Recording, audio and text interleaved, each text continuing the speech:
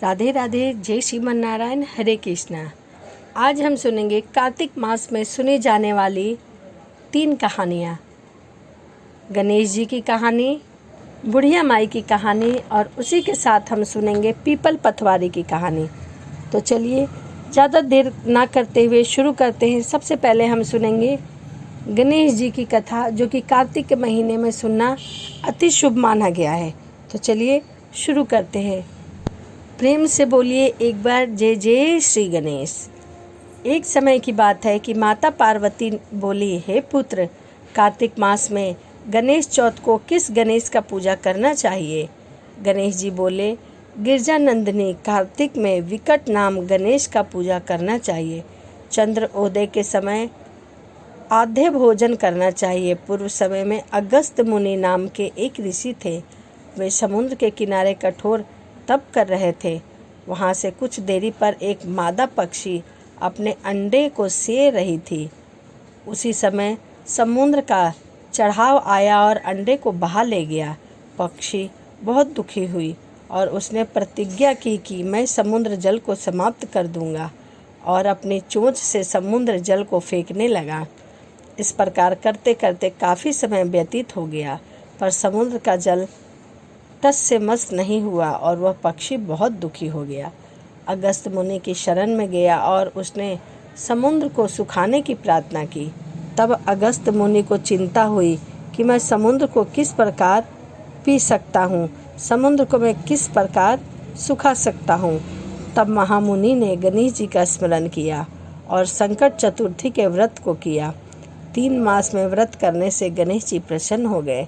श्री गणेश जी के व्रत की कृपा से अगस्त मुनि सुखपूर्वक समुद्र के जल को पी गए। इसी व्रत के प्रभाव से अर्जुन ने निरगत, कवच आदि शत्रुओं पर विजय प्राप्त की थी। श्री गणेश के ऐसे वचन सुनकर माता पार्वती अति प्रसन्न हुई और विचार करने लगी कि मेरा पुत्र जगत में पूज्यनीय एवं सर्वसिद्धिदाता है। इस कथा का महत्व बताते हुए श्री कृष्ण जी बोले, हे राजन, तुम कार्तिक मास की चतुर्थी तिथि के व्रत को करो। श्री कृष्ण के ऐसे वचन सुनकर धक्रराज ने भक्तिपूर्वक व्रत किया और अपने राज्य को दोबारा प्राप्त कर लिया। इस कथा के सुनने से 1000 अश्वमेध और 100 योगों का फल मिलता है और पुत्र पौत्र आदि की वृद्धि होती है। इस कथा को जो सुनता है, जो सुनाता है और जो हुंकार भरता है, उसे भी मोक्ष की प्राप्ति मिलती है। तो चलिए इसी के साथ हम सुनते हैं कथा नंबर 2, बुढ़िया माई की कथा। कार्तिक मास में हम सुनेंगे बुढ़िया माई की कथा। तो चलिए शुरू करते हैं। एक बार प्रेम से बोलिए जय हरि विष्णु की। तो चलिए कहानी को या कथा को शुरू करते हैं। एक बुढ़िया माई थी। वह कार्तिक महीने का स्नान करती थी। वह बुढ़िया माई तुलसी जी को सींचती थी और यह हमेशा कहा करती थी कि हे तुलसी माता, हे सत की दाता, तेरा विडला सींचती हूँ। मुझे बहू दे, पीताम्बर की धोती दे, मीठा मीठा घास दे, वैकुंठ में वास दे, चटक की चाल दे, पटक की मौत दे, चंदन का काठ दे, रानी सा राज दे, दाल भात का भोजन दे, 11 की मौत दे, कृष्ण जी का कंधा दे। जब भी बुढ़िया माई पूजा करती थी, तुलसी जी में जल देती थी, तो इन्हीं सब बातों को दोहराया करती थी। इन सब को सुनकर माँ तुलसी बहुत दुखी रहने लगी, सूखने लगी। तब माँ तुलसी यह सुनकर सूखने लगी तो भगवान श्री कृष्ण ने पूछा, हे तुलसी, तुम क्यों सूख रही हो? तुम दिन पर दिन दुर्बल क्यों हो रही हो? तुलसी माता ने कहा कि एक बुढ़िया है जो प्रतिदिन मुझे सींचने आया करती है कार्तिक के महीने में, परंतु हमेशा वह यही बात कह जाती है, मैं सब कारज तो उसके पूर्ण कर दूंगी, लेकिन कृष्ण का कांधा कहाँ से लाऊंगी?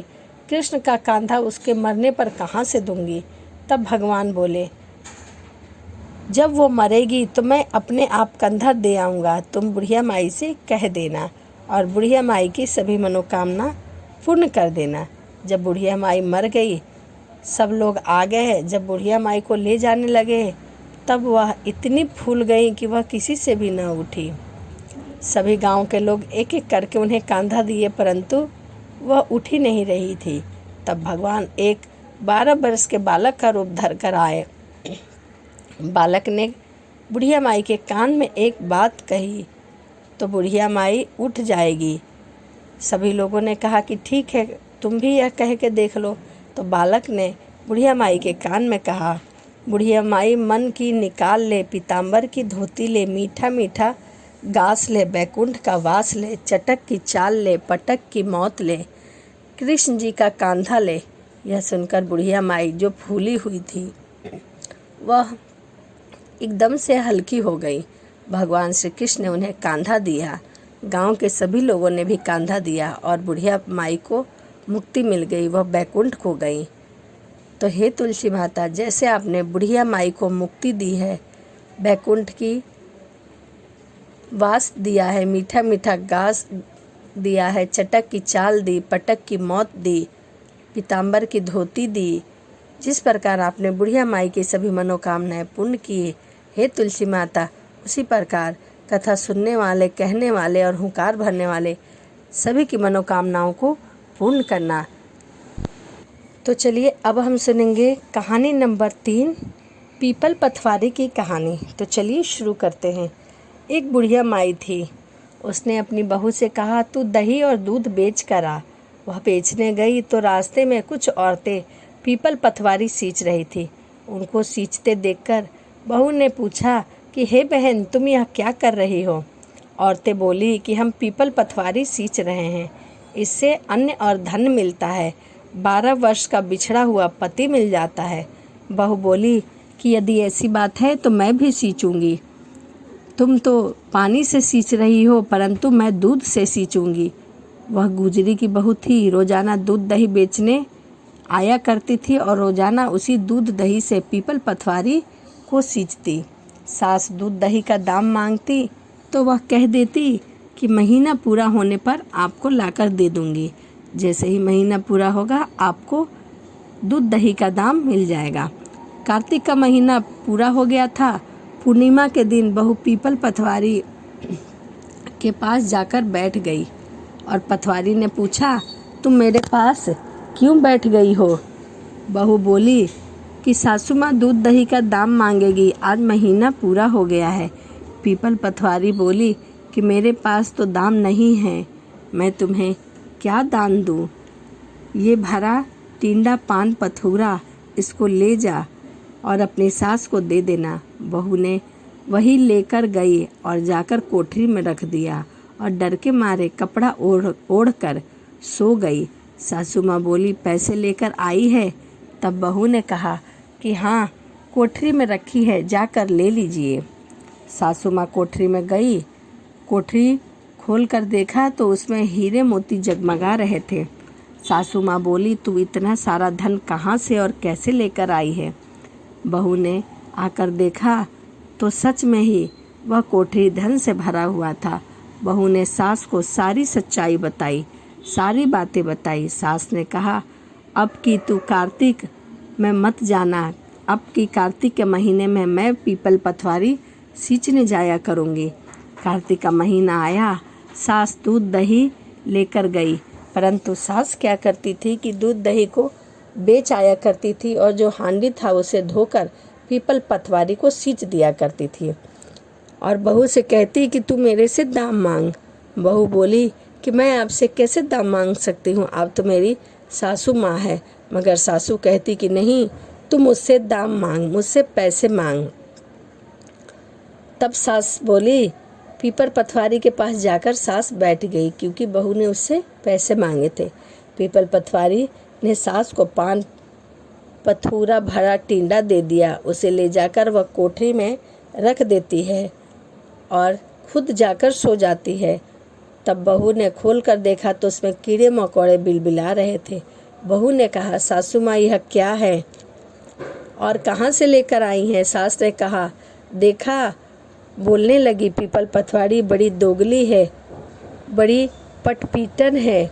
उसने तुझे तो धन से भरा हुआ घड़ा दिया, परंतु मुझे कीड़े मकोड़े दिए।